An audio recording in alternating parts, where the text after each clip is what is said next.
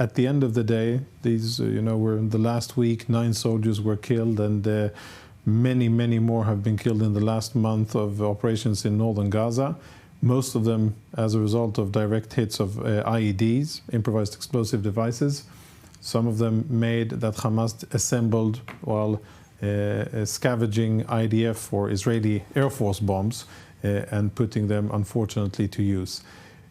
I think that as long as we will continue to see this modus operandi of the IDF, of raids going in, executing military activity, killing, blowing up infrastructure, confiscating weapons, interrogating, etc., but then going back, as long as this will be the modus operandi, then Hamas will have the advantage of attacking Israeli troops on the roads, back and forth, and will be able to focus its efforts to wherever the IDF is operating in a certain time.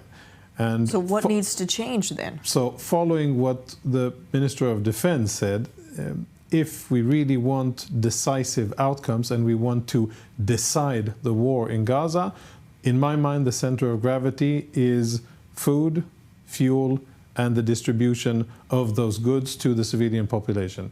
As long as we allow Hamas either directly or through its front organizations, UNRWA and others, to continue to distribute food to the population, Hamas is in power. And Hamas will remain in power until we take that power out of Hamas's hands, and the center of gravity is the distribution of humanitarian aid.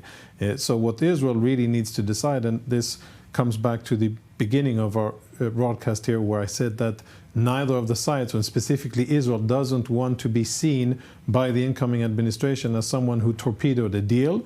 I think that the Israeli thinking is, let's go ahead and sign a deal, but then second and third stages will be the stages where we actually go in and strategically change the situation.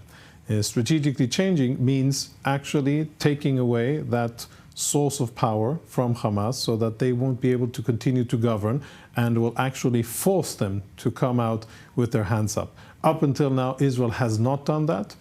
I think much to do with the international pressure, political pressure, and American directives on Israel.